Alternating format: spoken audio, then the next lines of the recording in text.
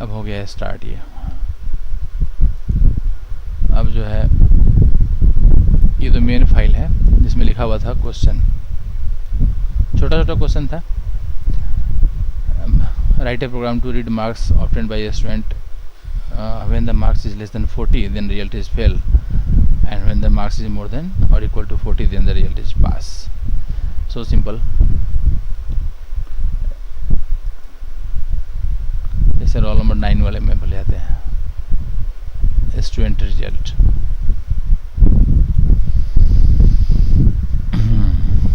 First class, चूँकि starting में comment लिखा हुआ है, फिर वो इंक्लूड मेन वेरिएबल्स में मार्क्स नाम का वेरिएबल हो गया। Inter your marks if marks is less then 0 और marks is less then 100 invalid marks, please input marks between 0 to 100। सही है, लेकिन यहाँ भी जो है ना एक /n होना चाहिए, नहीं तो क्या होगा कि जिस समय एरर आएगा उस समय सबसे अंतिम वाले में जो है ना वो इंटर न्यू लाइन प्रिंट नहीं कर पाएगा, इसलिए /n है ज़रूरी है। एक ये चेंज था इसमें। बाकी ये है कि if marks is less than 40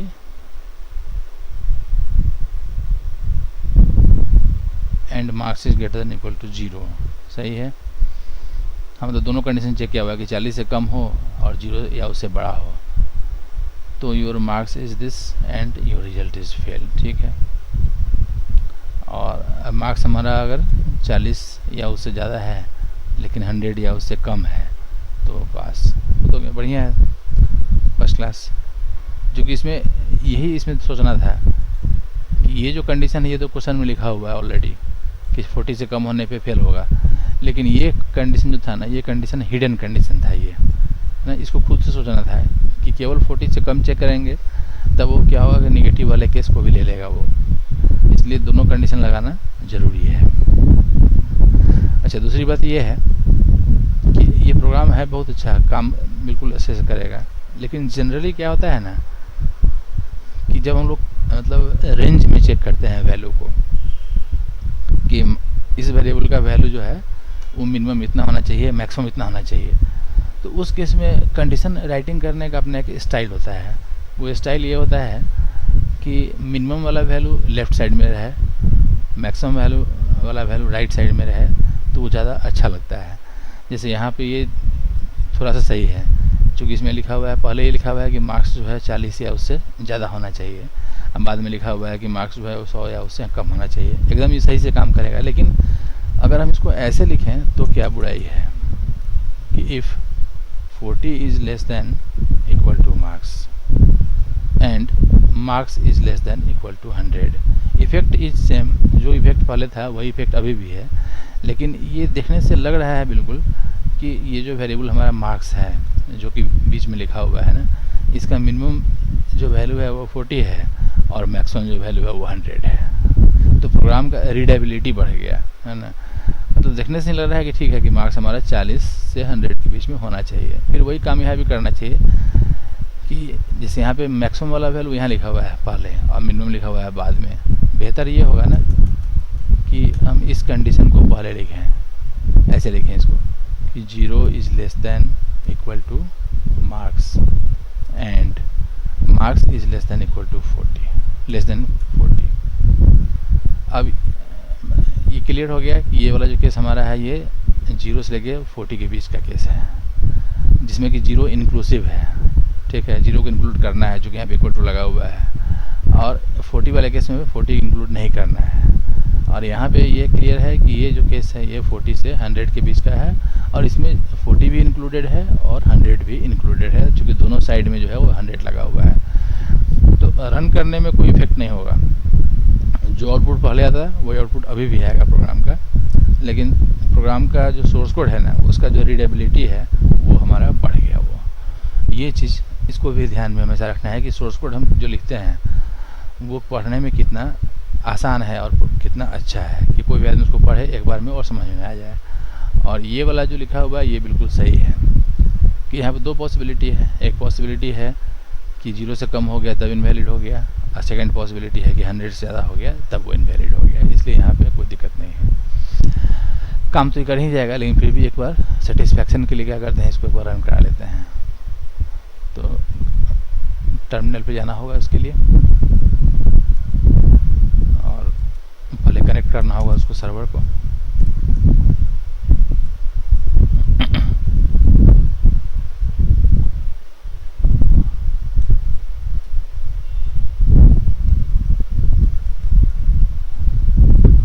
अब जो फोल्डर हम लोग का है MCA 2020 है। हाँ?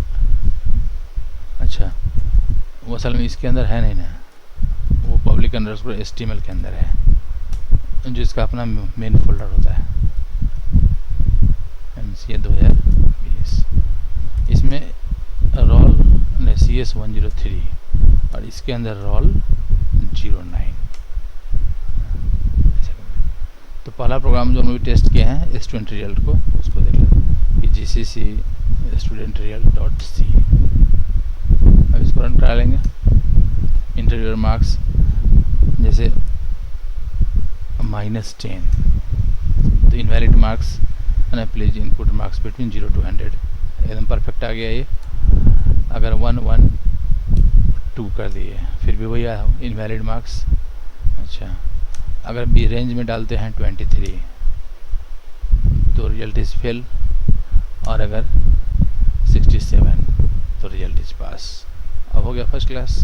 प्रोग्राम था पहले से भी सही, थोड़ा बहुत इसमें हम लोग चेंज किए हैं, लेकिन इस चेंज को माइंड में सेट कर लेना है कि आगे जब प्रोग्राम लिखेंगे इसके आगे तो हम लोग इस तरह का जो सिस्टम है ना उसको फॉलो करते रहेंगे। सेकेंड जो क्वेश्चन था वो था हाँ नहीं, तो असल में तो डिपेंड करता है operating system to operating system ना। जैसे मान लो विंडोज़ वगैरह में अगर रन कराते हो तो वहाँ तो सीधा क्या बोलते हैं वो इस पे हो जाएगा, जो तुम्हारा डेव C++ है वहाँ हो जाएगा। नहीं, मान लो उसको तुमको ऑनलाइन रन करना है तो बहुत सारा वेबसाइट है, जैसे एक आता है ऑनलाइन GDB करके, ऑनलाइन GDB, वो कंपाइलर का साइट एक है, GDB ऑनलाइन डिबगर है ना। यहाँ भी तुम अकाउंट चाहो तो बना सकते हो, अपना अकाउंट बना करके अपना काम कर सकते हो। जैसे अब यहाँ पे ये दिया हुआ है, इसको हटा दो और क्या करो कि इस प्रोग्राम को यहाँ से कॉपी कर लो। किसी का आवाज़ आ रहा है टीवी का।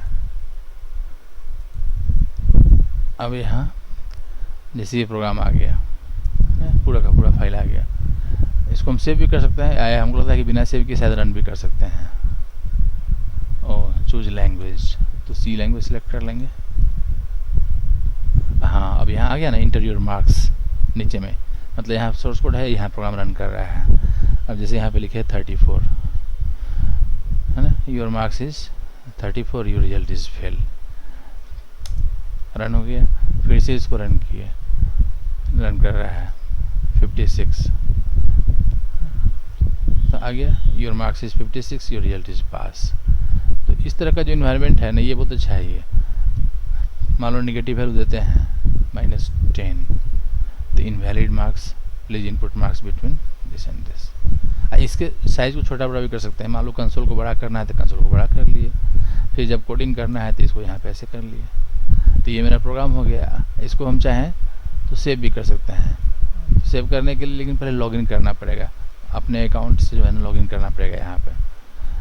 तो लॉगिन करने के लिए चाहो तो यहाँ पे पहले साइन अप कर लो। हमको लगता है कि शायद मेरे अकाउंट इस पर बना हुआ था भी, एक बार एक मिनट चेक कर लेते हैं। तो उस अकाउंट में परमानेंटली वहाँ पे वो सेव हो जाएगा। हाँ सेव है, पासवर्ड भी सेव ही है इसमें, ठीक है। अब ये आ गया। अब मान लो कि इस प्रोग्राम को फिर यहाँ से हम कॉपी कर लेते हैं। अब इस पेज को रिफ्रेश करेंगे तो यहाँ इसको पेस्ट कर देते हैं। अब इसको सेव करते हैं। नेम ऑफ द प्रोजेक्ट, तो ये इसका नाम था स्टूडेंट रिजल्ट, दे देंगे इसका नाम स्टूडेंट अंडरस्कोर रिजल्ट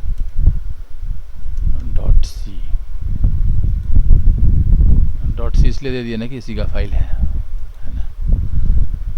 तो अब ये मेरा जो फोल्डर है मतलब अकाउंट है ना, उसमें ये फाइल बन के यहाँ पे आ गया। कभी भी हम लॉगिन करेंगे तो ये फाइल यहाँ पे दिखता रहेगा ये। तो ये ज़्यादा अच्छा हुआ ना ये कि प्रोग्राम लिख करके यहाँ पे आराम से टेस्ट कर लेगा। टेस्ट करने के लिए कोई बहुत माथापच्ची नहीं करना है। ऐसे हम जो रन कराते हैं वो तो हम क्या करते हैं कि चूँकि मेरे सर्वर पर रहता है ना सब कुछ, तो ये जो टर्मिनल है ना, ये टर्मिनल सर्वर का टर्मिनल है और वहाँ पे GCC इंस्टॉल्ड है, ठीक है। तो इसीलिए कमांड जो रन कराते हैं वो GCC कमांड से पहले कंपाइल करते हैं, और कंपाइल करने के बाद जो फाइल बनता है ना, उस फाइल का नाम होता है a.out। ये वाला फाइल बनता है, इसका नाम होता है a.out। इसी प्रोग्राम को रन कराते हैं ./a.out करके, ऐसे करके। तो ये यूनिक्स इन्वायरमेंट का अपना फीचर है ना। तो सी के प्रोग्राम को रन कराने के लिए बहुत ज़्यादा माथापच्ची नहीं करना है। ये जो साइट है onlinegdb.com, इस पर अकाउंट अपना क्रिएट कर लेना। इसको हम यहाँ पे मैसेज वाले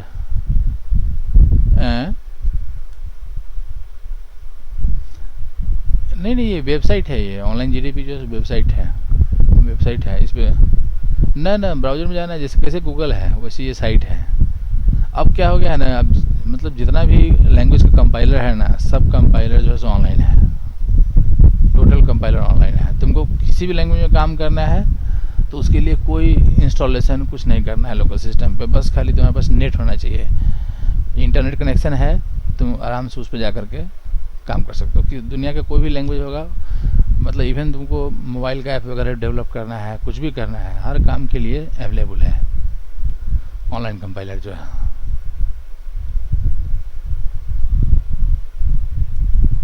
यहाँ पे बना सकते हो डायरेक्ट, यहीं पे इसी पे लिख सकते हो। ये जो दिया हुआ है, हाँ ये तो एडिटर है नहीं, ये तो एडिटर है, ये तो एडिटर इसलिए दिया हुआ है। यहीं पे लिख करके और यहीं पे सेव कर लो इसको। यहाँ सेव करने से फ़ायदा ये होगा कि तुम्हारा यहाँ जो लिस्ट है उस लिस्ट में आता रहेगा फाइल का नाम। यहाँ दे रहा है ना क्रिएट न्यू प्रोजेक्ट, जिससे क्रिएट न्यू प्रोजेक्ट पर क्लिक करेंगे, अब यहाँ लीव कर लेंगे तो एक ब्लैंक विंडो यहाँ पे आ जाएगा। ये ब्लैंक आ गया। ब्लैंक क्या आ गया, मतलब बाय डिफ़ॉल्ट वो सी का एक प्रोग्राम दे देता है प्रिंटफ हेलो वर्ल्ड करके। अब तुमको इसको मिटा करके या इतना रहने दो, अभी चूँकि मेन फंक्शन लिखा हुआ है ऑलरेडी। अब इस प्रिंटफ को मिटा करके यहाँ से तुमको जो अपना जो कोडिंग करना है कोडिंग करते रहो। अब फिर जब हो जाए तो उसको फिर सेव कर लो। यहाँ सेव का बटन दिया हुआ है। तुम सेव करने के बाद तुम चाहो तो उसको डाउनलोड भी कर सकते हो। यहाँ पे ना डाउनलोड कोड, मान लो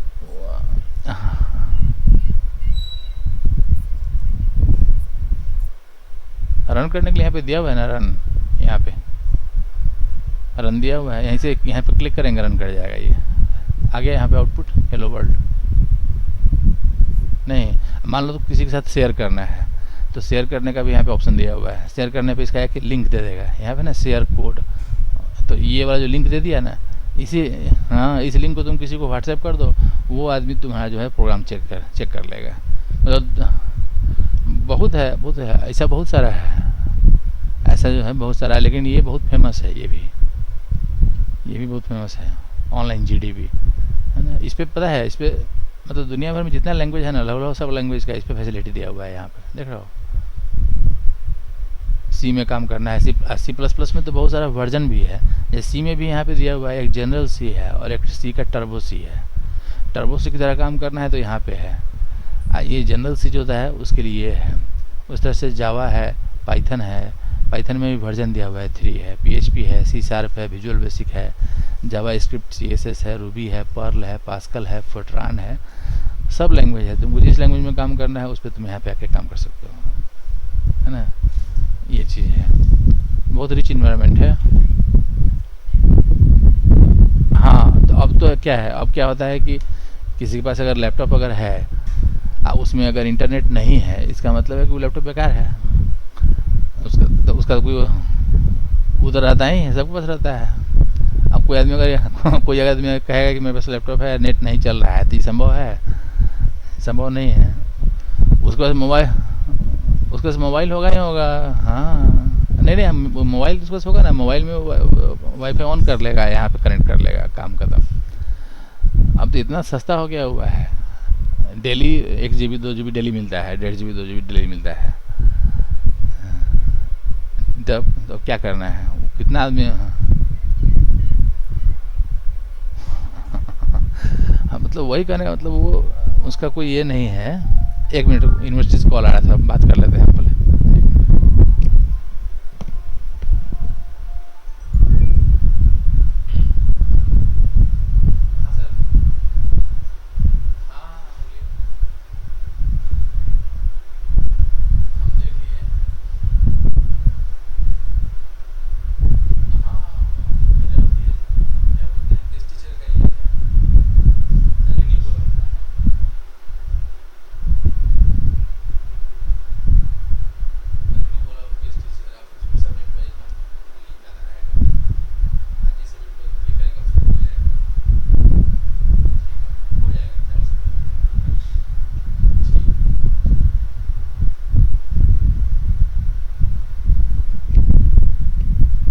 हेलो, नहीं वही फ़ोन आया था, वो एक मेल आया हुआ है ना यहाँ वीसी के यहाँ से, उसको अपलोड करना है नेट पे 4 बजे से पहले, उसी के रिगार्डिंग जो। तो यही हम बोल रहे थे कि ये जो साइट है ना, ऐसा बहुत सारा साइट है, सर्च करोगे ना नेट पे जाके तो तुमको मिल जाएगा, लेकिन ये भी एक अच्छा है जिसको आराम से आदमी यूज़ कर सकता है। तो इसी को यूज़ कर लेना। इसका अकाउंट बनाना मतलब फ्री है, फ्री में अकाउंट बन जाता है। इसमें एक ये भी दिया हुआ है, वी आर हायरिंग।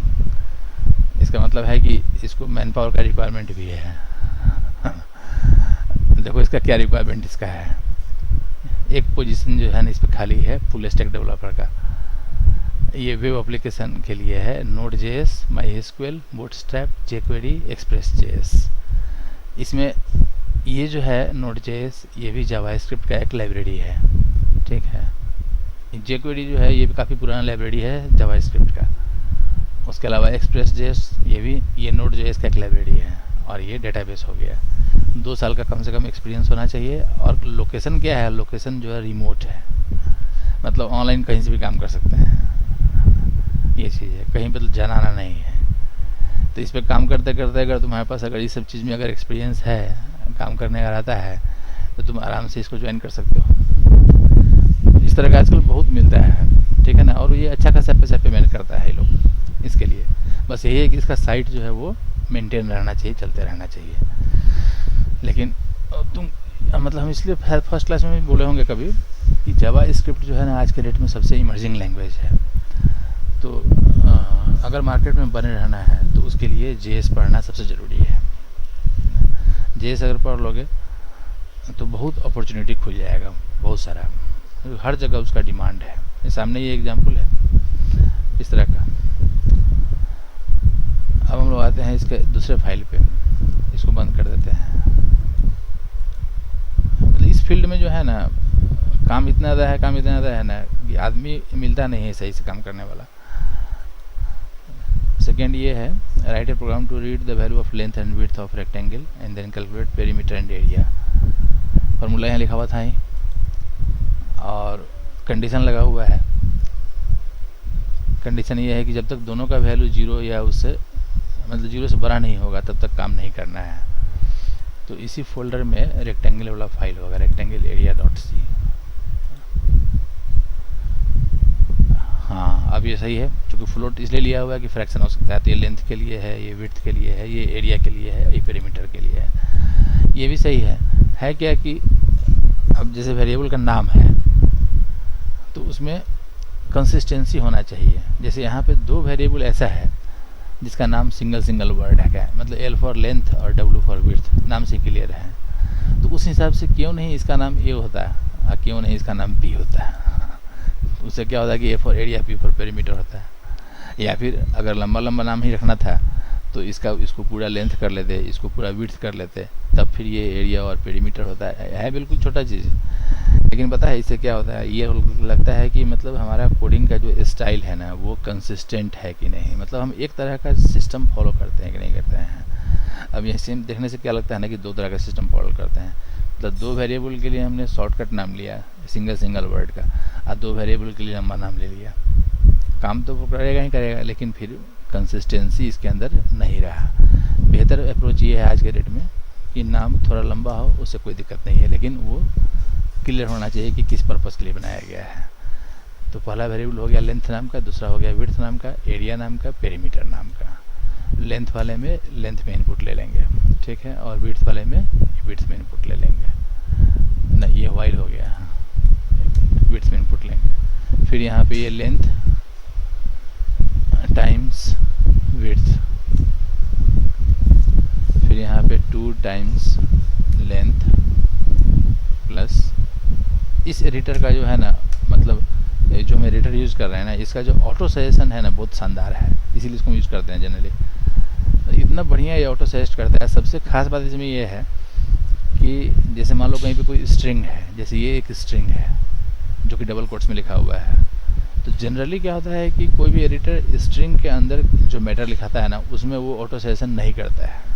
ये बहुत कॉमन फीचर है ना, चूँकि ये मान के चला रहा है कि स्ट्रिंग के अंदर वो टाइप कर रहा है, इसका मतलब है कि कोई फिक्स्ड मैसेज है, कोई जनरल मैसेज है, तो वहाँ पे ऑटो सजेशन क्यों किया जाए।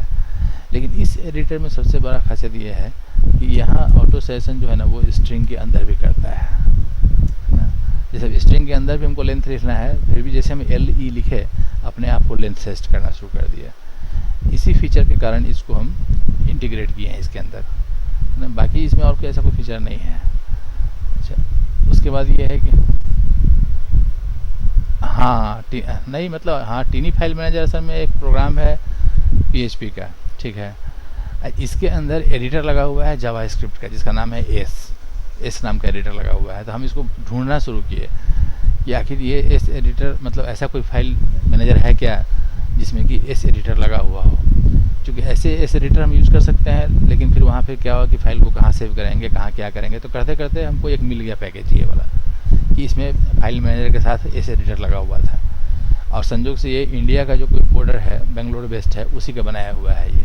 फिर बाद में उससे हम कांटेक्ट भी किए, उससे हम फिर मतलब जुड़े हुए भी हैं लिंक्डइन पे। लिंक्डइन एक वेबसाइट है प्रोफेशनल्स का, यहाँ पे लिंक्डइन करके जो है ना ये बहुत फेमस वेबसाइट है।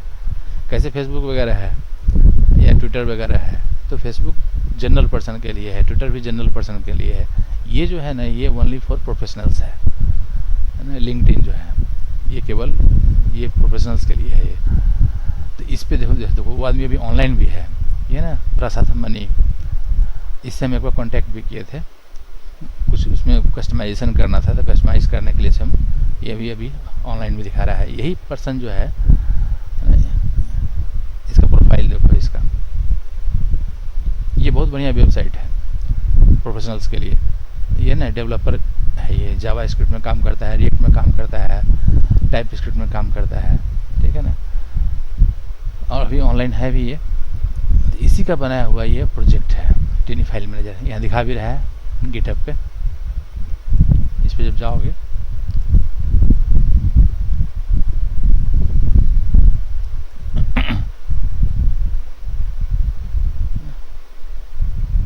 ये भी रहता है बेंगलोर में शायद, है ना, बेंगलोर इंडिया में रहता है।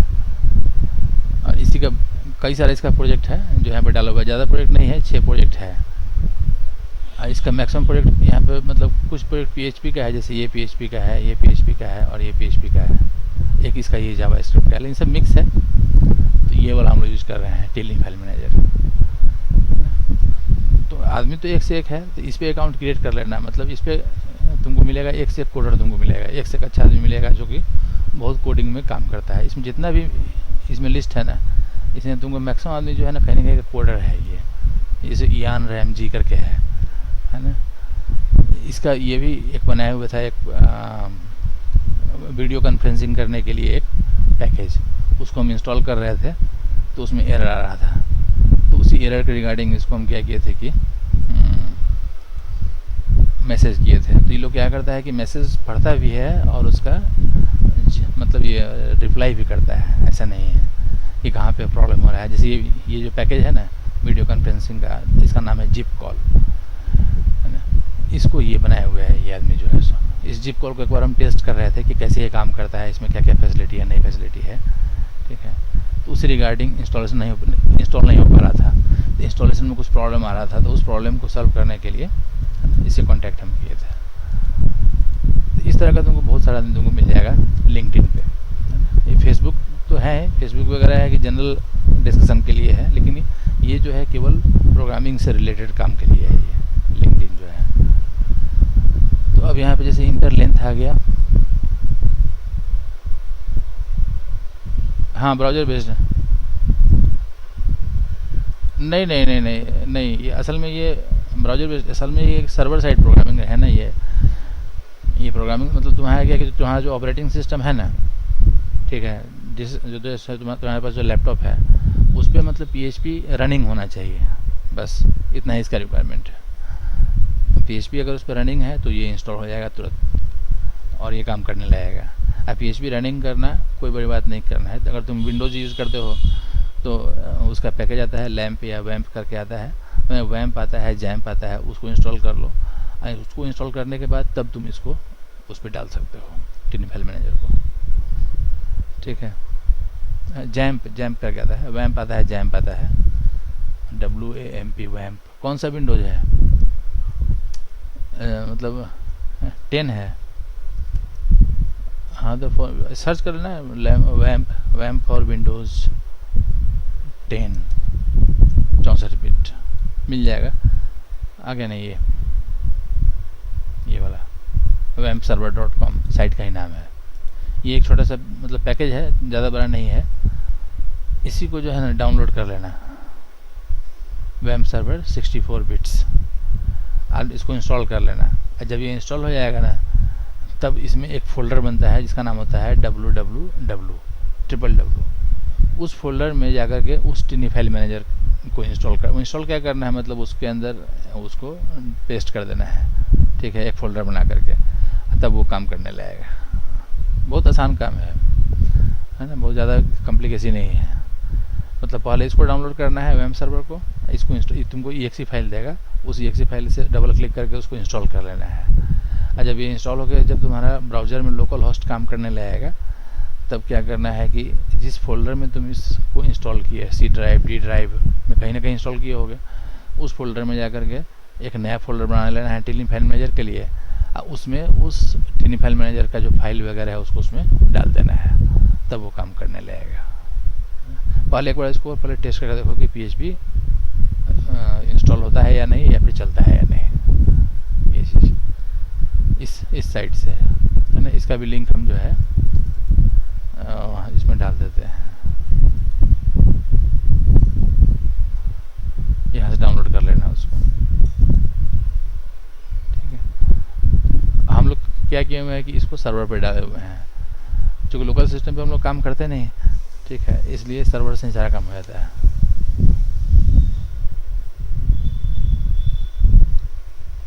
अच्छा, तो उसको क्या करेंगे ना, व्हाट्सएप वाले ग्रुप में डाल देते हैं क्या। एक मिनट, यहाँ है ना, यही ना ग्रुप है। हाँ बात सही है, वहाँ तो फिर वो गड़बड़ हो जाएगा। तो एक तो ये वाला लिंक था। तो अभी जैसे तुम मोबाइल से कर रहे हो कनेक्ट, क्या काम क्या,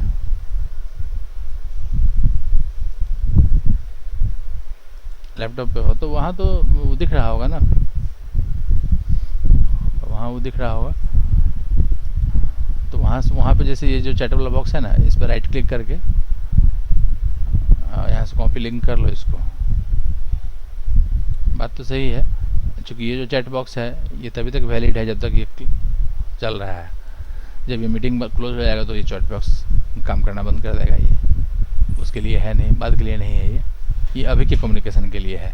हालांकि हमको लगता है कि इसमें कुछ ऑप्शन होगा, यहाँ पे जैसे है ना सेव है, कॉपी है, क्लियर है, तो तुम यहाँ से कॉपी कर उसको कहीं पेस्ट कर ले सकते हो चाहो तो, या फिर सेव पे क्लिक करोगे तो तुमको लोकल सिस्टम पे सेव करने के लिए कह देगा, वो सेव हो जाएगा। वो ये फैसिलिटी यहाँ पे दिया हुआ है, ठीक है, तो यहाँ से भी कर सकते हो।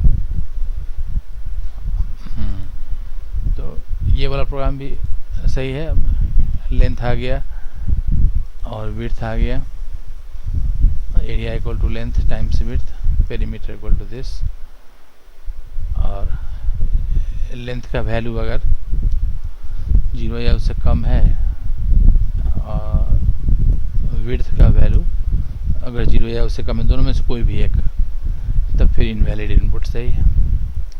अच्छा, दोनों का दोनों अगर 0 से बड़ा है, हाँ, लेंथ भी बड़ा है 0 से, साथ में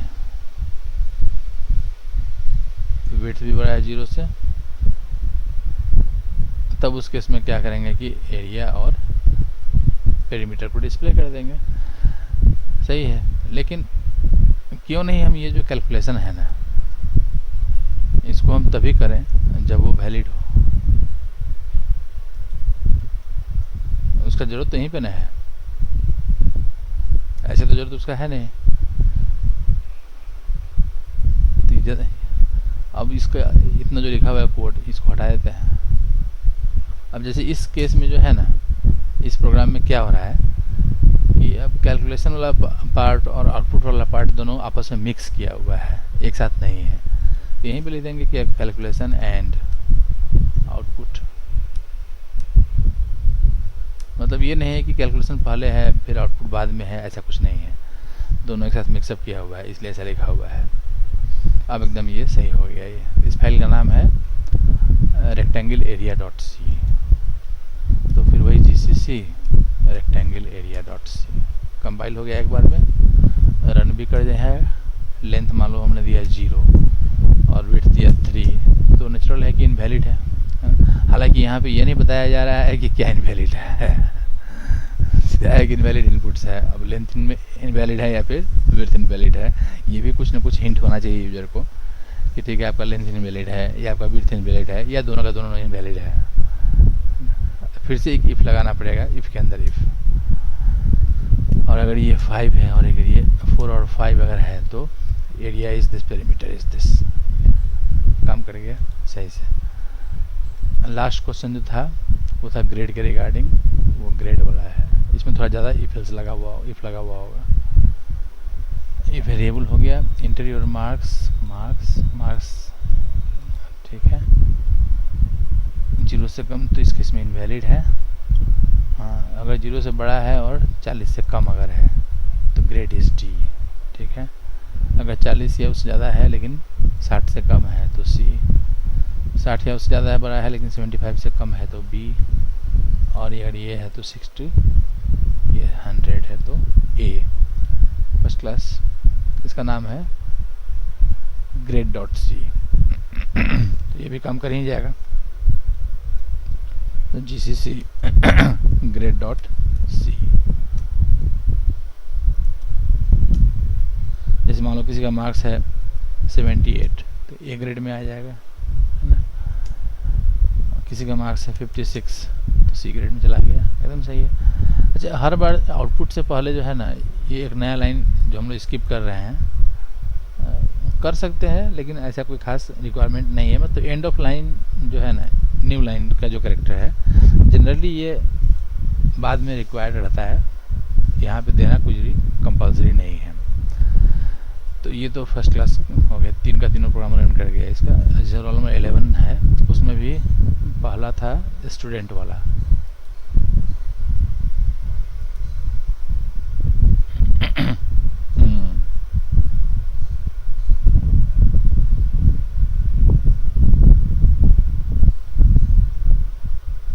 अच्छा, यहाँ कमेंट लिखा हुआ है प्रोग्राम टू RE होगा, रीड मार्क्स ऑब्टेन्ड। इसको क्वेश्चन को कॉपी करके पेस्ट करा देना ज़्यादा अच्छा रहता है।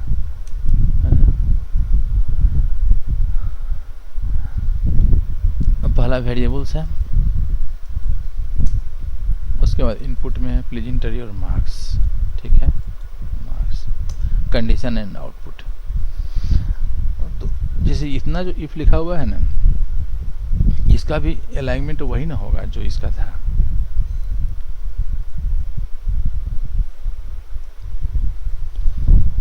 तो 0 से अगर कम है, अब 100 से अगर ज़्यादा है तो इनवैलिड इनपुट, और लास्ट में एक /n होना ज़रूरी है कम से कम। 40 या उससे ज़्यादा अगर है, और अच्छा मतलब पहले पास चेक किया हुआ है कि 40 से ज़्यादा है और 100 से कम अगर है तो ये पास हो जाएगा। और फिर बाद में 40 से कम है लेकिन 0 से ज़्यादा है तो ये फेल हो जाएगा, ऐसे, ठीक है। बाकी कंडीशन लिखने का जो हम बताए थे स्टाइल, है ना, कोशिश करना है कि उसी स्टाइल में लिखें। जैसे मतलब कि मिनिमम वाला जो वैल्यू है ना, उसको इधर लिखना चाहिए, 40 less than equal to marks and marks less than equal to 100। और यहाँ लिखो कि 0 is less than equal to marks and marks is less than 40। और जब सब काम खत्म हो जाए तो लास्ट में रिटर्न 0 से पहले एक लाइन नहीं सी दे देना है। अब ये सही हो गया ना। मतलब वर्टिकल अलाइनमेंट का बहुत इंपॉर्टेंस होता है। वर्टिकल अलाइनमेंट से ये पता चलता है कि कौन सा कोड आउटर है, कौन सा कोड हमारा इनर है। तो यहाँ तो ज़्यादा कॉम्प्लिकेसी है नहीं, एक ही सिंगल इफ लगा हुआ है, इसलिए बहुत ज़्यादा माथापच्ची इसमें नहीं है। इसका नाम है, एक मिनट, इस फोल्डर में जाते हैं पहले, रोल 11 में। फाइल का नाम हमारा है student1.c, तो GCC student1.c। उठा के इसको चेक कर लेंगे, इंटर योर मार्क्स। जैसे मान लो यहाँ हमने दिया 90, पास, सही है। लेकिन अगर दे देंगे 900 तो इनवैलिड इनपुट, और अगर 23 तो फेल, सही है, और -12 तो इनवैलिड इनपुट। प्रोग्राम बहुत छोटा छोटा है, ज़्यादा बड़ा प्रोग्राम नहीं है, लेकिन स्टार्टिंग पॉइंट जो है ना यही है। इसी सब चीज़ को जो है कई बार होता है कि मतलब अगर यहाँ से पॉइंटर क्लियर नहीं है तो फिर बाद में फिर वो चीज़ प्रॉब्लम क्रिएट करने लगेगा। इसलिए इसमें क्लियर होना चाहिए कि हम क्या कर रहे हैं। जैसे ये फ्लोट है, हाँ यहाँ सही है, लेकिन अब फिर ये है कि पेरी है तो इसको केवल पेरी क्यों लिखा हुआ है, पेरीमीटर ही होता है ना, ज़्यादा अच्छा आता है। क्योंकि आजकल क्या होता है कि जो एडिटर है ना उसमें ऑटो सेशन लगा रहता है, तो वेरिएबल का नाम लिखने में जो है ये नहीं सोचना चाहिए कि बार बार टाइप करना पड़ेगा इसलिए छोटा नाम कर देना है, ऐसा कुछ नहीं है। पहले था ये सिस्टम कि हर बार टाइप करना पड़ता था, तो आदमी क्या करता था कि वेरिएबल का नाम छोटा लिखता था। अब वो ज़माना चला गया। Please inter length and width of rectangle, एक ही बार में दोनों चीज़ है, ठीक है, लेंथ है और विड्थ है। अब है कि यहाँ से हमारा कैलकुलेशन यहाँ से स्टार्ट हुआ ना, अच्छा इस इफ के अंदर लिखा हुआ है कैलकुलेशन और एरिया। तो जैसे ये वाला जो सेक्शन है ना, ये वाला जिस कॉलम में ये इफ का करली ब्रैकेट स्टार्ट हुआ उसी कॉलम में उसका क्लोजिंग भी होना चाहिए, जबकि यहाँ पर डिफर कर रहा है। ये एक एक्स्ट्रा है, ये यहाँ पे होना चाहिए।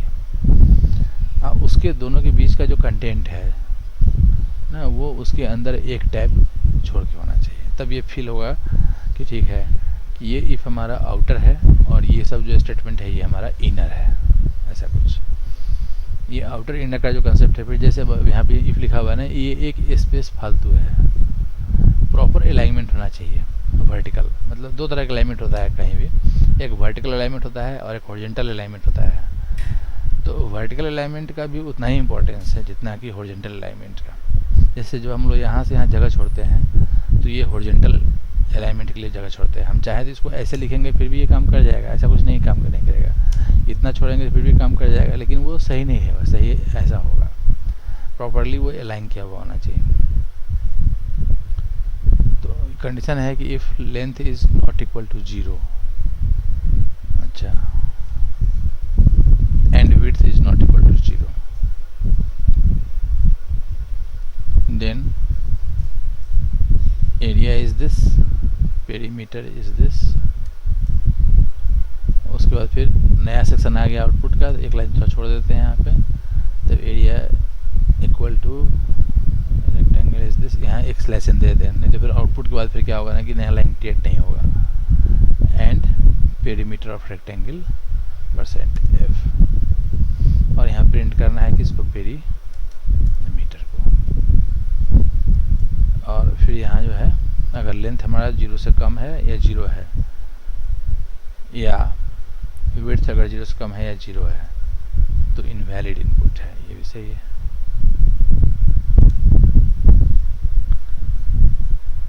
इसका नाम है rectangle.c, so gcc rectangle.c and then a.out। मान लो ये हमारा 3 और 5 है, एरिया 16 और पेरीमीटर 15। हाँ 15 उल्टा पुल्टा लग रहा है, नहीं उल्टा लग रहा है। जैसे एरिया में क्या होना चाहिए, मल्टीप्लिकेशन करके आना चाहिए ना, तो मल्टीप्लिकेशन करके आना चाहिए, तो हमको लगता है कि यहाँ पे होना चाहिए 15 और ये 16 आना चाहिए यहाँ पे, उल्टा लिखा हुआ है। मतलब ये जो वैल्यू 15 है ना, ये 15 आना चाहिए यहाँ पे, और ये जो 16 है ये आना चाहिए यहाँ पे। इसका मतलब है कि प्रोग्राम को रन कराने के बाद चेक नहीं किया गया है। इसमें कहाँ मिस्टेक है बता सकते हो? किसका है जी? रोल नंबर 11 का है ना, है कि नहीं? है, जितेंद्र है। इसमें बता सकते हो कहाँ मिस्टेक हुआ है इसमें, इस कोड में? हेलो फार्मूला जो है, फार्मूला क्या लिखे हो, area equal to 2 into length plus width, perimeter equal to length into width. Formula ही उल्टा हो गया हुआ है। ये जो फार्मूला है ये पेरीमीटर का है नहीं, और ये जो फार्मूला है ना ये एरिया का है। बस वही हम देखें जस्ट एक्सचेंज है, जहाँ पे एरिया दिखना चाहिए वहाँ पे पेरीमीटर दिख रहा है, जहाँ पेरीमीटर दिखना चाहिए वहाँ पे एरिया दिख रहा है। अब बहुत ज़्यादा लाइन का गैप हो रहा है। जैसे देखो अब क्या रहा है कि एक लाइन हम यहाँ ऐड कर दिए पहले से, अब फिर 2 लाइन ऑलरेडी ऐड किया हुआ है, तो एक ही लाइन काफ़ी है, न्यू लाइन इतना ही चलेगा। अभी जस्ट स्टार्टिंग है कोडिंग का, लेकिन छोटा छोटा चीज़ जो है ना उसको ध्यान में रखना है। अब जैसे 3 और 5 लेते हैं, अब सही आ गया, एरिया आ गया 15 और रेक्टेंगल पेरीमीटर आ गया। ये मान लो गलत इनपुट करते हैं, जैसे एक 0 कर लिए और एक 3 कर लिए, इनवैलिड इनपुट। कोशिश ये करना है कि वो क्या बोलते हैं, हाँ वो बताया तो ज़्यादा अच्छा रहेगा। नहीं, यूज़र को पता रहेगा ना कि हम क्या गलती की है उसमें, है ना। ऐसे ठीक है, जितना हम लोग डिस्कस किए हैं उसके हिसाब से बहुत अच्छा है ना। उसके हिसाब से कम इतना अटेम्प्ट तो लिए ना। रेक्टेंगल हो गया और एक बच गया ये ग्रेड वाला, इतना अटेम्प्ट तो कम से कम लिए। हाँ, यहाँ पे जैसे कमेंट के बाद जो है ना, यहाँ क्या करना है, क्वेश्चन ही कॉपी करके पेस्ट कर देना है, तो उससे ये होगा कि एग्जैक्ट क्वेश्चन यहाँ पे आता रहेगा, पता लगेगा कि करना हम क्या करने जा रहे हैं। एक वेरिएबल हो गया, अच्छा, फिर ये हमारा इनपुट हो गया, प्लीज़ इंटर योर मार्क्स। अब चूँकि सेम लाइन में आदमी जनरल इनपुट लेता है ना, यहाँ पे स्लेशन जनरली नहीं देते हम लोग। फिर कंडीशन एंड आउटपुट, ये सही है। तो मार्क्स अगर 0 से कम है या 100 से ज़्यादा है तब तो इनवैलिड इनपुट, एकदम सही। हर आउटपुट के बाद जनरली एक लाइन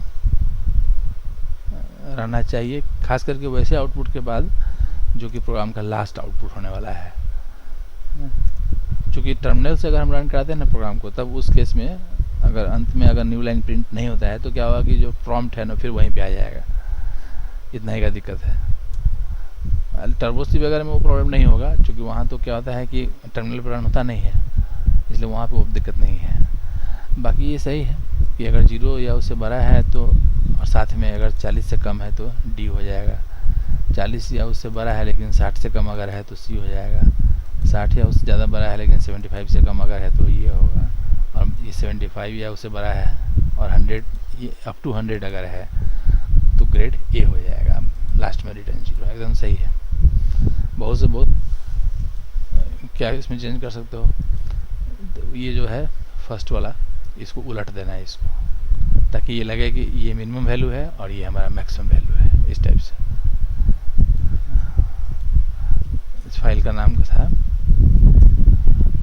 ग्रेड, सो जीसीसी ग्रेड। अब देखिए प्रोग्राम को रन नहीं करके चेक किए थे क्या? किए थे। जैसे इसके पहले वाले में तो मान लो कि लॉजिकल एरर था, ठीक है, तो लॉजिकल एरर था तो ठीक था, वो तो लॉजिकल एरर हो सकता है। लेकिन यहाँ जैसे जो मिस्टेक बता रहा है ना, ये तो सिंटैक्स एरर है। अब इस प्रोग्राम को देख बता सकते हो कि इसमें क्या सिंटैक्स एरर है? एक मिनट तक बताते हैं।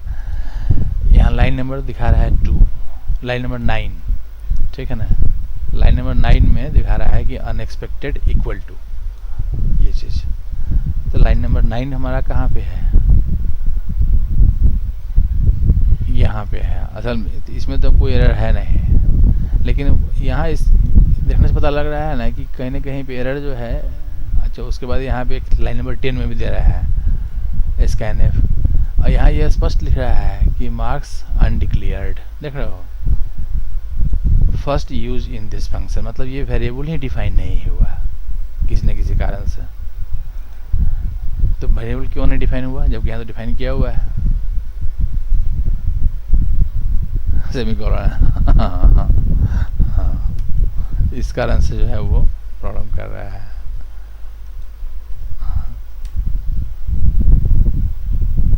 इसका नाम है ग्रेड 1, अभी काम कर गया।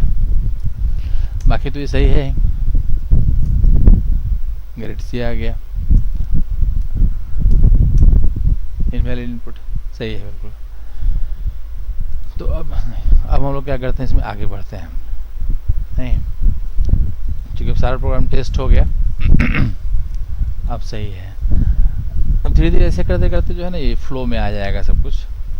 अब इफ स्टेटमेंट जब स्टार्ट हो गया तो डिसीजन मेकिंग स्टेटमेंट में हम लोग सिंपल इफ जो है वो समझ गए कैसे यूज़ करना है। दो उसका मतलब सिंटेक्स है।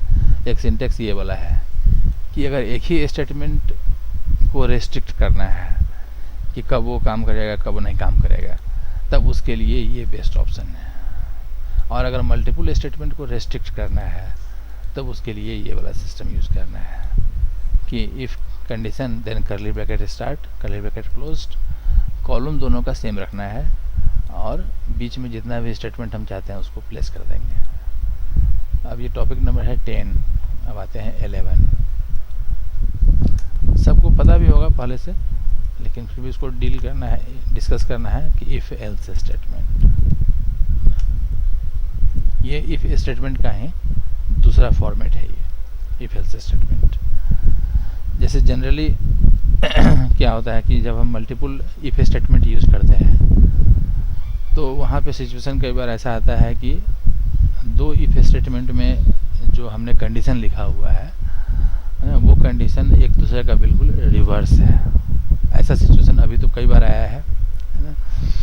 तो जहाँ पे ऐसा सिचुएशन हो कि दो कंडीशन, दो इफ स्टेटमेंट हमारे पास ऐसा है जिसमें कि कंडीशन बिल्कुल एक दूसरे का रिवर्स है ना, तो उस केस में दोनों कंडीशन को राइट करने की ज़रूरत नहीं है। उससे बेहतर अप्रोच ये है कि वहाँ पे इफ़ एल्स को यूज़ कर लेना है। मतलब एल्स क्या करता है कि इफ़ क्या करेगा कि कंडीशन के ट्रू होने पे काम करेगा और एल्स जो है कंडीशन के ट्रू नहीं होने पे काम करेगा। तो यही इसी पॉइंट ऑफ व्यू से इसको बनाया गया है, इफ एल्स को बनाया गया है कि सिचुएशन कभी अगर ऐसा आता है कि एक कोई पर्टिकुलर कंडीशन है और जब वो कंडीशन ट्रू हो तब ये काम करना हो और कंडीशन ट्रू नहीं हो तब कुछ और काम करना हो, तो उस केस में हम एल्स पार्ट को यूज़ कर सकते हैं। हालांकि एल्स पार्ट जो है वो हमेशा ऑप्शनल होता है ना। किसी भी इफ़ के साथ हम एल्स यूज़ कर भी सकते हैं और एल्स नहीं भी यूज़ कर सकते हैं। तो जितना भी प्रोग्रामिंग लैंग्वेज है हर लैंग्वेज में जो है ना इफ़ के साथ इफ़ एल्स भी अवेलेबल है। हाँ, एक लैंग्वेज है पेक्यूलियर, पाइथन, जिसमें कि इफ़ के साथ एल्स है, लेकिन वहाँ पे फॉर के जो फॉर लूप होता है ना उसके साथ भी एल्स दिया हुआ है ठीक है, वो उसका अपना एक यूनिक फीचर है कि उसका जो फॉर लूप है, जनरली फॉर लूप में एल्स पार्ट नहीं होता है कहीं भी, चाहे वो C++ हो, चाहे जावा हो या जावा स्क्रिप्ट हो, चाहे PHP हो, हर जगह for loop is for loop simple. उसका डिफरेंट फॉर्मेट है, वो अलग चीज़ है। लेकिन पाइथन का जो फॉर लूप है ना उसमें क्या है, फॉर के साथ एल्स भी है। मतलब उसका कंसेप्ट ये है कि जब फॉर लूप ख़त्म हो गया तो अब उसके बाद हमको कुछ एक्स्ट्रा काम करना है, तो उसके लिए ये काम उसको हम एल्स में वहाँ पर राइट कर सकते हैं। लेकिन सी में वो सब चीज़ नहीं है। सी लैंग्वेज में सिंपल ये है कि किसी कंडीशन के ट्रू होने पे कुछ काम करना है तो इफ़ के जस्ट बाद उसे लिखेंगे, और उस कंडीशन के ट्रू नहीं होने पे कोई काम करना है तो उसको एल्स के बाद लिख देंगे। और एल्स वाला पार्ट जो है वो हमेशा ऑप्शनल होगा, उसको हम यूज़ कर भी सकते हैं, नहीं भी यूज़ कर सकते हैं। वो सब कुछ डिपेंड करता है कि हमारा क्या रिक्वायरमेंट है। तो बेसिक इसका थिंकिंग ये है कि when we have to use more than one if statements in such a way that the condition of one if statement is just reverse of condition of second if statement, then in that case there is no need to write both conditions.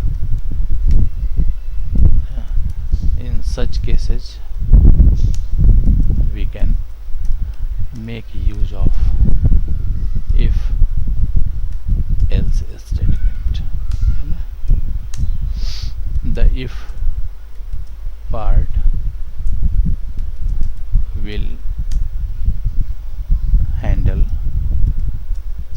the case when the condition is true, and the else part will handle the case when the condition is false. ये इसका basic concept है. Condition is false. The else part is always optional.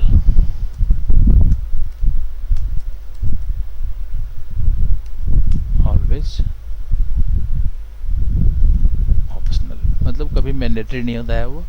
हम उसको चाहे तो लिखें, चाहे तो नहीं लिखें. जैसे एक एग्जाम्पल अभी लेते हैं, कई सारे एग्जाम्पल हम लिए ही हैं अभी. जिससे भी नहीं था, एक रियल का फेल और पास का था, तो उसमें जानबूझ के हम ऐसा लिखे थे. उसके अंदर कंडीशन में यहाँ पे 2 स्टेटमेंट लिखे थे कि when the marks is less than 40 then the result is fail, and when marks is more than और इक्वल टू 40. तो नेचुरली कि यहाँ पे ये मेरा जो पहला कंडीशन है ना कि less than 40, this condition is just reverse to this condition. तो हम इन दोनों कंडीशंस को अलग अलग राइट करने की ज़रूरत नहीं है. हम ऐसा कर सकते हैं कि एक कंडीशन से ही दूसरे कंडीशन को डिराइव कर सकते हैं कि एक कंडीशन अगर सही है तो ये काम करना है, दूसरा कंडीशन अगर है तो उसको वो काम करना है. जैसे अभी जो हम लोग का प्रोग्राम है, उस प्रोग्राम में जनरली ऐसा लिखा हुआ है कि if marks is less than 40, तो यहाँ पे कुछ लिखा हुआ है इस टाइप से कि printf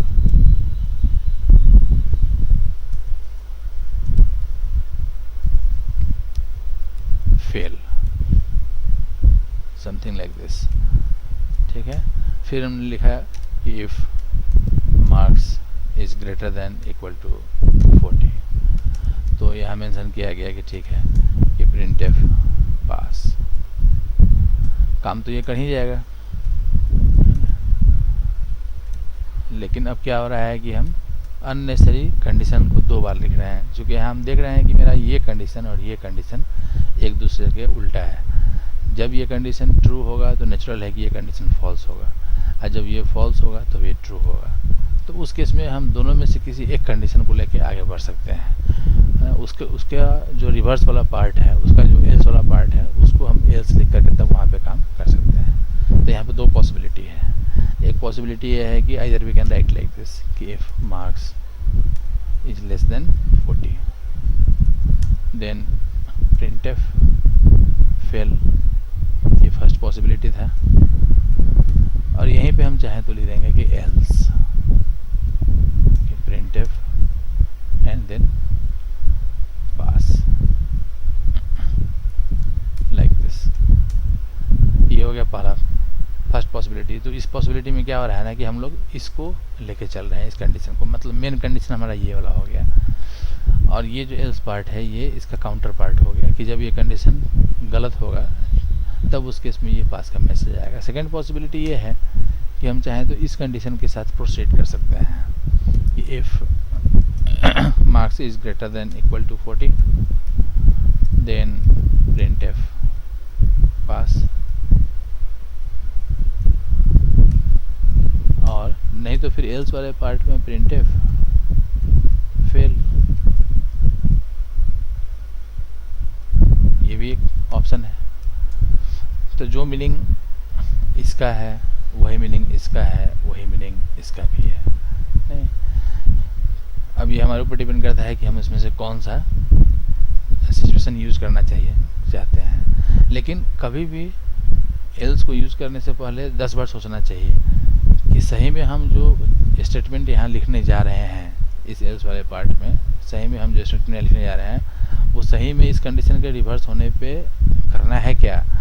कहीं ऐसा तो नहीं हो रहा है कि जल्दीबाजी के चक्कर में हम ऐसा कर रहे हैं कि मतलब हम एज्यूम कर ले रहे हैं कि ठीक है कि जब ये कंडीशन गलत होगा तो इसको ऐसे कर लेना है. चूँकि कई बार ऐसा होता है कि कंडीशंस को जो है ना मतलब ज़्यादा रेस्ट्रिक्शंस लगाना पड़ता है उसके अंदर कि ये सिचुएशन हो तो वो, नहीं तो वो सिचुएशन हो तो वो, इस तरह का सिचुएशन जो है ना अकर करता है। इसीलिए एल्स यूज़ करने में बहुत ज़्यादा जल्दीबाजी नहीं करना है, क्योंकि एल्स लिखने का मतलब ये हो गया ना कि when this condition is false, तब इसका जो फॉल्स है उसमें बहुत सारा पॉसिबिलिटी आ रहा है, तो उन सारे पॉसिबिलिटीज़ के केस में ही सही में ये काम करना है, या फिर उसमें हमको कुछ और एक्स्ट्रा कंडीशन लगाने की ज़रूरत है क्या।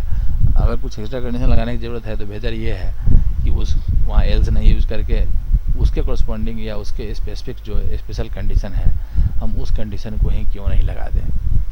ये चीज़ हम लोग कर सकते हैं, खास करके जहाँ पे हम लोग प्रोग्राम बनाते हैं ना रिजल्ट वगैरह निकालने का, है ना, स्टूडेंट्स का, वहाँ पे बहुत तरह का मतलब कॉम्प्लिकेसी आते रहता है ना, कि अगर ये हो तो ये होगा, ये हो तो ये होगा, ये हो तो ये होगा। क्योंकि रियल लाइफ सिचुएशन में जो काम होता है ना वहाँ पे क्या होता है कि नंबर ऑफ़ पॉसिबिलिटी बहुत बढ़ जाता है। ये सब जो प्रोग्राम है ये सब तो मतलब ये एकेडमिक प्रोग्राम है, ठीक है, इसको हम लोग लिखते हैं इस पॉइंट ऑफ व्यू से, केवल समझाने के पॉइंट ऑफ व्यू से। लेकिन यही फेल पास का जो सिस्टम जब एक्चुअल में जब इम्प्लीमेंट आदमी करने बैठता है ना, तो वहाँ पे क्या होता है कि सिचुएशन कॉम्प्लेक्स होता चला जाता है, क्योंकि वहाँ पे बहुत सारा पॉसिबिलिटी आ जाता है। वहाँ ये होता है कि जैसे अभी जो रिजल्ट निकल रहा है उसमें जो स्टूडेंट अपेयर हुआ, हो सकता है कि उसके अभी का जो रिजल्ट है वो उसके बैक वाले सेमेस्टर का जो रिजल्ट था उस पर डिपेंडेंसी हो, ठीक है।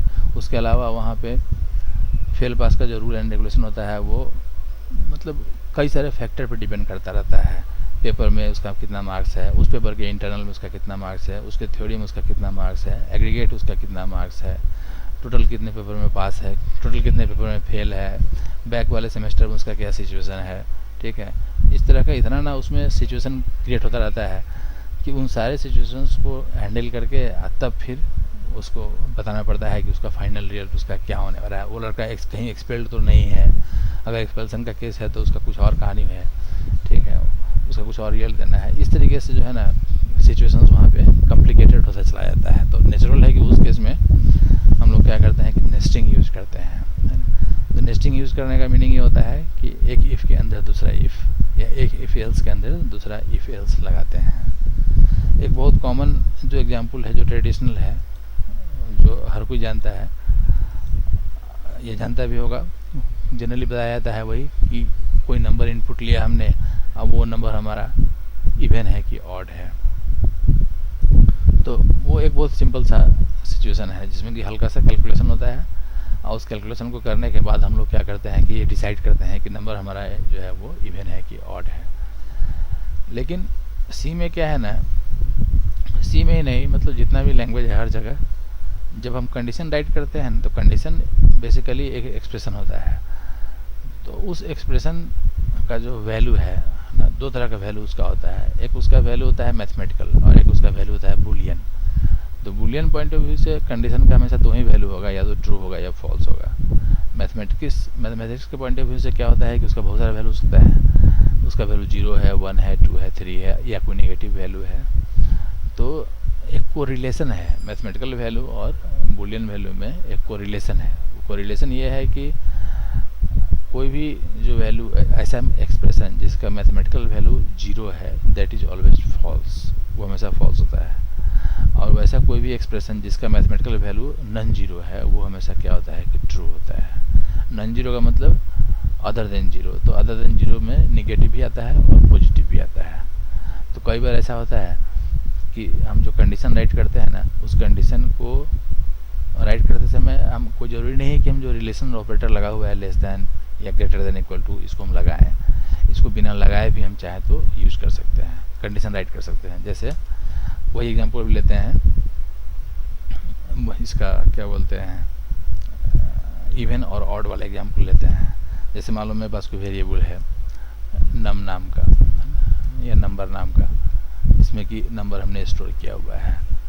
तो यहाँ पे बाद में क्या करेंगे, नंबर इनपुट ले लेंगे। नंबर इनपुट लेने के बाद ठीक है, प्रिंटफ स्कैनफ के लिए वहाँ डॉट डॉट लगा दिए। अब वहाँ पे हम लोग को ये डिसाइड करना है कि जो नंबर हमारा है वो इवन है कि ऑड है। तो जनरली एक वेरिएबल हम लोग और लेते हैं रिमाइंडर के लिए, हालांकि वो रिक्वायर्ड नहीं है, लेकिन मान लो ले लिए एक वेरिएबल रिमाइंडर के लिए।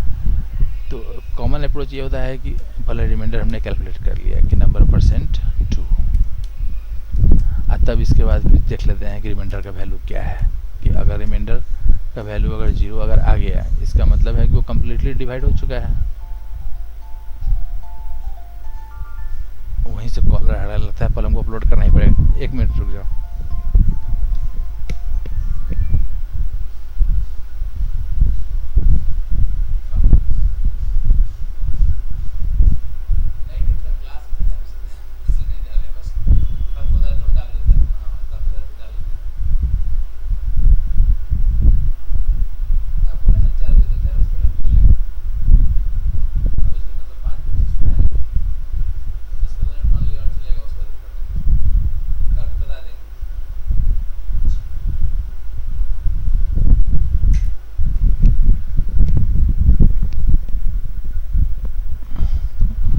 वाले प्रोग्राम जो है ना, इसमें हम लोग क्या करते हैं जनरली कि ऐसे लिखते हैं कि रिमाइंडर का वैल्यू हमने चेक किया है कि रिमाइंडर का वैल्यू 0 है या फिर नहीं है।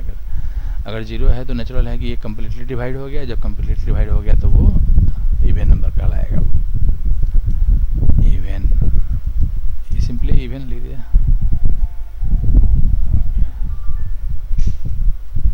अच्छा, अगर मान लो ये इवन अगर नहीं है, इतना ना कॉल आता है यूनिवर्सिटी से ना कि अगर ये 0 नहीं है अगर, तो प्रिंटफ, 1 मिनट में बोल देते हैं, दूसरे स्कॉलर है।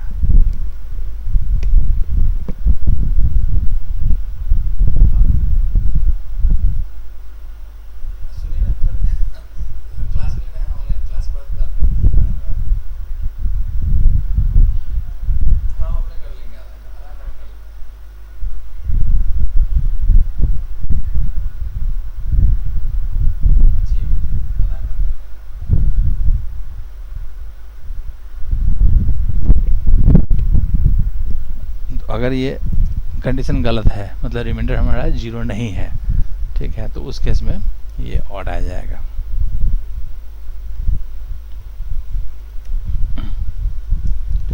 तो ये सिचुएशन एक ऐसा हो गया ना कि इसमें हम लोग बस ये चेक कर रहे हैं कि रिमाइंडर का वैल्यू हमारा 0 नहीं है कि नहीं है।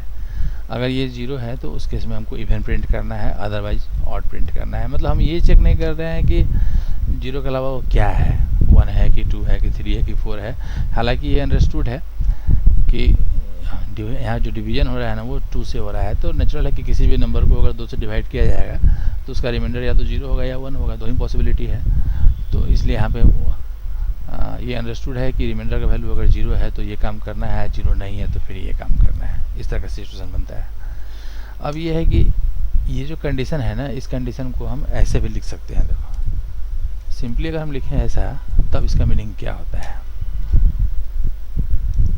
अब सोचना होगा कि अब जो प्रिंटफ है उस प्रिंटफ में इवन आएगा कि ऑड आएगा। तो ऐसा नहीं है कि ये कंडीशन हमारा गलत हो गया, ऐसा कुछ नहीं है।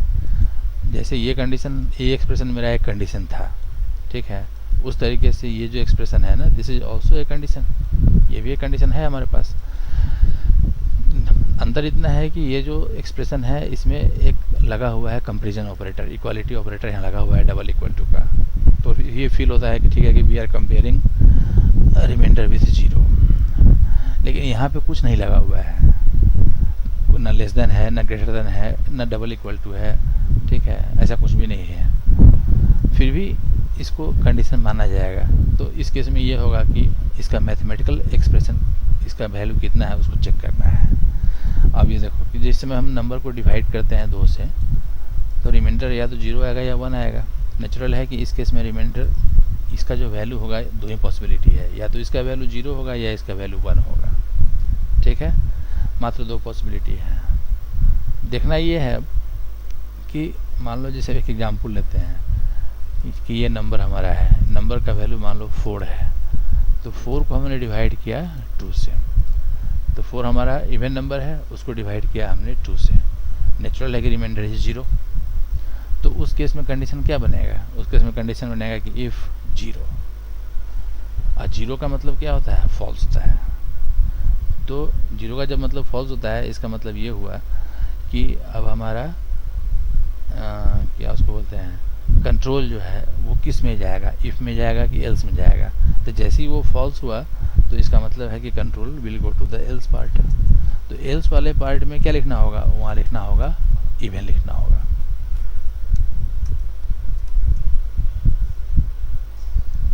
एल्स वाले पार्ट में जो है इवन लिखना होगा और इस वाले पार्ट में जो है ऑड लिखना होगा। ये समझ में आया कि कैसे हम लोग डिसाइड किए इसको,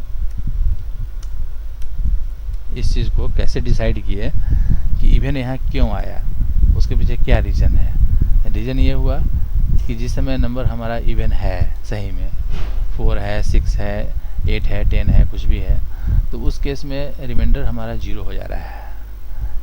और जब रिमाइंडर 0 हो रहा है तो ये कंडीशन, ये जो एक्सप्रेशन है, ये कंडीशन फॉल्स हो जा रहा है। चूँकि न्यूमेरिकली क्या होता है कि 0 इज ऑलवेज फॉल्स, ठीक है। तो नेचुरल है कि जब ये फॉल्स हुआ उस समय हम सिचुएशन ये था कि मेरा नंबर जो था इवन था, और ये भी देखना है कि फॉल्स वाले केस में कंट्रोल कहाँ जाएगा। तो फॉल्स वाले केस में कंट्रोल जाएगा एल्स वाले पार्ट में, ठीक है। तो जब एल्स वाले पार्ट में जाएगा तो नेचुरल है कि इवन वाला जो आउटपुट है वो यहाँ पे आएगा और ऑड वाला जो आउटपुट है वो यहाँ पे आ जाएगा। सेकेंड पॉसिबिलिटी ये है कि हम इसको ऐसे भी लिख सकते हैं कि इफ़, है ना, नॉट रिमाइंडर, लाइक दिस। तो अब क्या होगा, अब जैसे क्या होगा कि मान लो कि नंबर हमारा इवन है, तो उस केस में रिमाइंडर हमारा 0 हो गया, तो कंडीशन हो गया कि if not 0 means not false. और जब ये नॉट फॉल्स हो गया तो इसका मतलब ओवरऑल ये ट्रू हो गया। और जब ये ओवरऑल ट्रू हो गया तो नेचुरल है कि कंट्रोल हमारा इफ़ में आएगा। और जब कंट्रोल हमारा इफ़ में आएगा तो उस केस में नंबर मेरा क्या था, इवन था, तो नेचुरली कि इस पार्ट में मैसेज आना चाहिए इवन का, ऐसा कुछ, एंड इस पार्ट में मैसेज आना चाहिए हमारा ऑड का।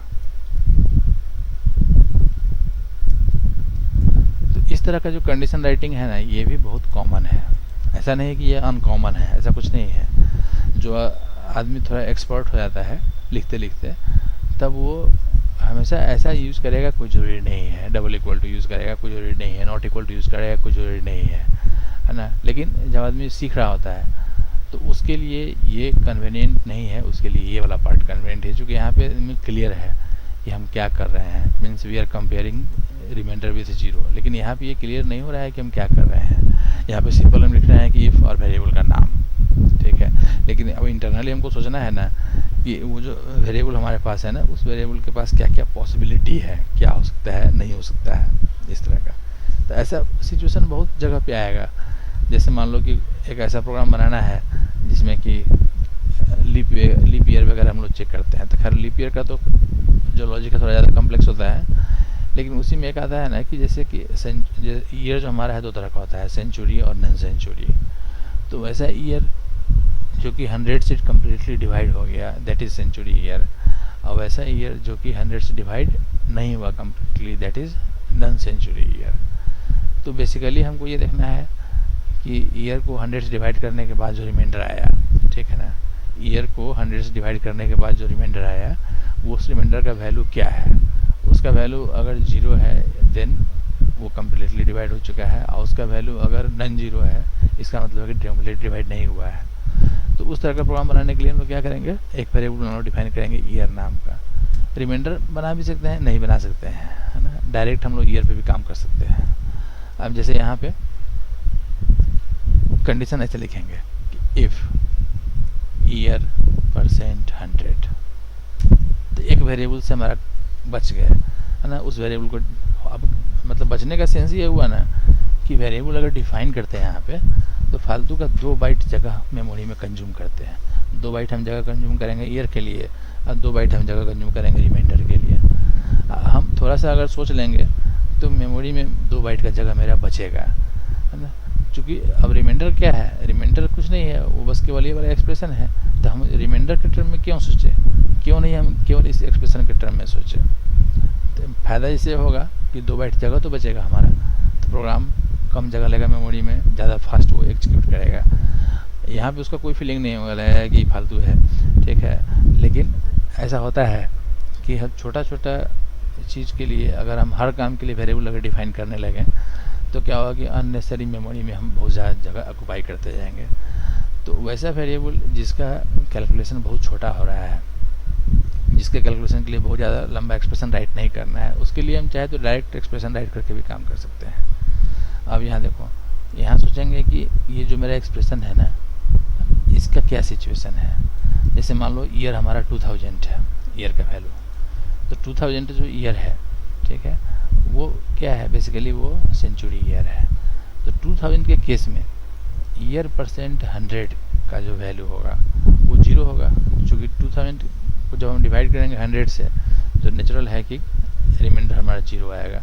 और जब रिमाइंडर 0 आएगा तो कंट्रोल हमारा जाएगा एल्स वाले पार्ट में। तो यहाँ पर लिख देंगे कि एल्स, और यहाँ प्रिंटफ, नेचुरल है कि ये सेंचुरी ईयर होगा, ये सेंचुरी ईयर, लाइक दिस।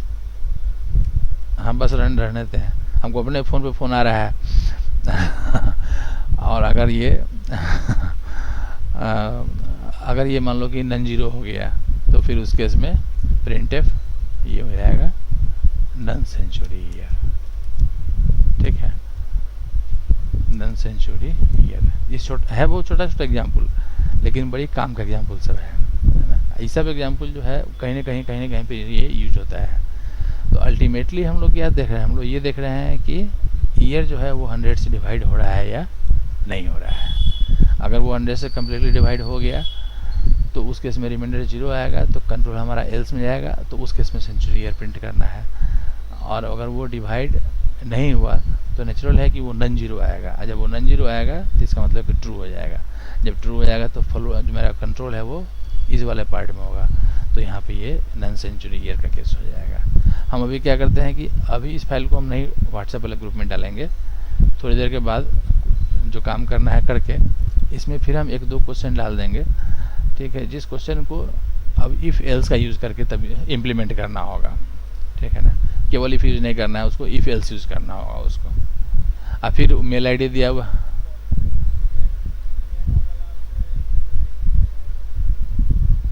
नहीं वीडियो देख लेना, वीडियो से तो समझ में आ ही जाएगा। और हम दो चार क्वेश्चन और डाल देंगे, ठीक है ना, जिसको कि यूज़ करना है अब इफ एल्स की तरह, ठीक है, केवल इफ नहीं यूज़ करना है।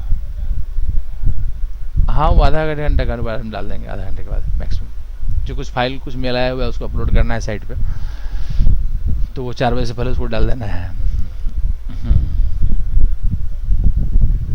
नहीं ठीक है, ऐसे भी टाइम होते जा रहा है।